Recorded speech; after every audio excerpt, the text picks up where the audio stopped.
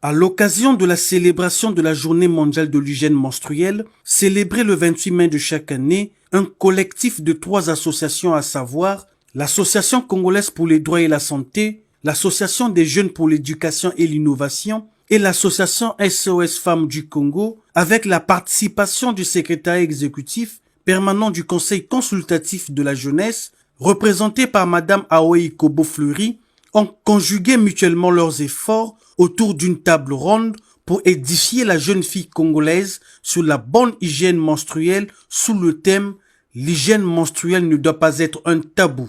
C'est aussi pour éclairer la lanterne de certaines filles qui ne disposent pas jusqu'ici d'une bonne information sur la menstruation avant d'être confrontées à leurs premières règles, ce qui rend l'expérience négative et parfois traumatisante. D'autre part, pour interpeller celles qui pensent que l'hygiène menstruelle est une question taboue.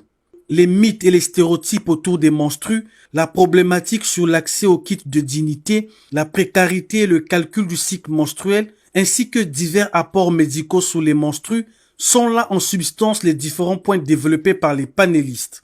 Au sortir de cette conférence, j'ai retenu que la femme doit avoir accès à des kits de dignité. Comment la femme doit s'entretenir pendant la période menstruelle et de la précarité menstruelle, c'est-à-dire la difficulté liée à des jeunes filles qui sont dépourvues des moyens hygiéniques pendant la période menstruelle. Et ce que j'ai retenu, c'est le cycle de 28 jours. C'est pas commun à toutes les femmes, c'est plutôt un cycle prédominant, mais le cycle varie de 21 à 31 jours. Et il faut surtout penser à se faire consulter, même si nous ne sommes pas en période menstruelle, parce que c'est bien pour l'hygiène de la femme.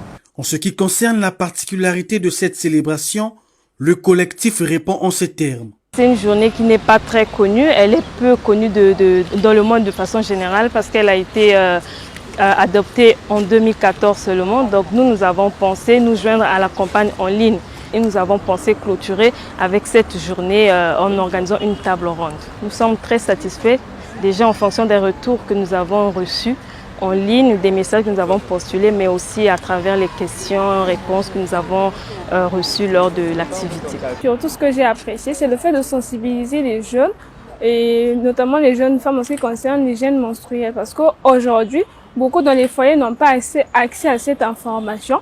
Du coup, cette journée est tombée à pic parce que ça permet aux jeunes d'être sensibilisés et d'être plus informés sur cette journée.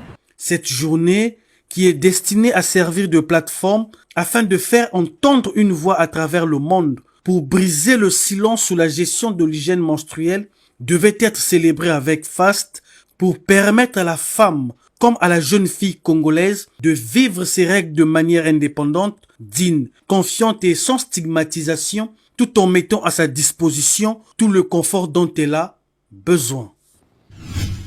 Tu cherches une visibilité, n'hésite pas, la solution c'est auprès de la congolaise.